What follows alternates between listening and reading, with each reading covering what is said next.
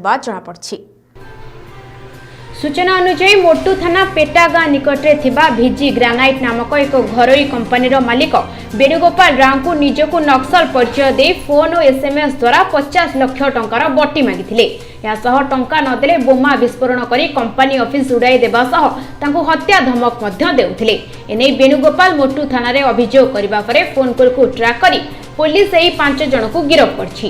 एमानक मध्यनु 3 जन मोटू अंचलर होइतबा बेले 2 जनक घर आंध्र प्रदेश रो बोली जणा पड़छि। तेबे गिरफ्त परे समस्त 5 जन को कोर्ट चालान करा जायछि। एमाने हेले एका सुनामी बेटी बोजी नाराया मार्का कुंज बद्राया सोडी लेनिस एसडीपीओ प्रहलाद साराई मीना एक सांबादिक सम्मेलन माध्यम प्रकाश करछन्ति।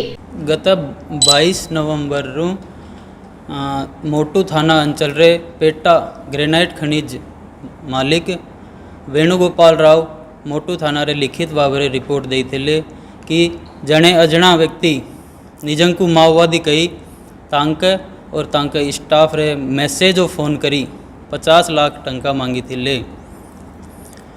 यदि टंका ना मिले तो से तांको व तांका ऑफिस बिल्डिंग को बॉम्बरे उड़ा दिया जीव बोली धमक देइथिले। यही विषय रे मोटू थाना रे गत 22 नवंबर रे केस संख्या 76/19 दर्ज करी तदंत आरंभ करी थिले।